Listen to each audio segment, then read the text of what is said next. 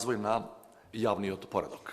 Председателот Пендаровски апелира дека случајот ние- Рекет да се истражи до крај, зашто во спротивно никој нема да не третира како сериозна држава, побара одговорност за сите инволвирани функционери.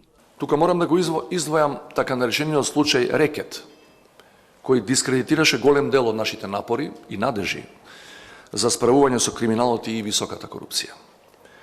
Лично не очекував дека носители на толку важни и одговорни функции толку ќе потврлат во даден момент.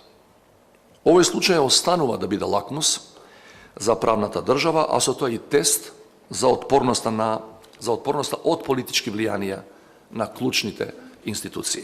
Во обраќањето на регионалниот форум за борба против корупцијата, Пендаровски упати остри критики за судскиот систем. Граѓаните од ден на ден се повеќе ја губат довербата во судовите. Правото е сведено на политички инструмент, а правдата се повлекува пред моќта на моќните. Потребно е да се истражат докрај сите криминали на претходната, но и на актуелната власт и да не се дозволи застарување на предметите преку така наречената скриена амнестија. Високата корупција според Пендаровски е една од најголемите безбедносни закани за земјата. И председателката на Transparency International Слаѓана Тасева укажа на последиците од корупцијата и недостатокот на политичка волја за реформи во судството и носењето закон за јавно обвинителство.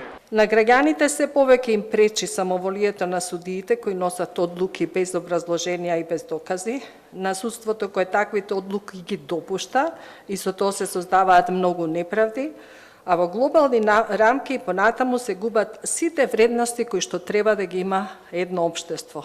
Упатен е повик до граѓаните да се охрабрат да не молчат и да ги пријават сите случаи на корупција.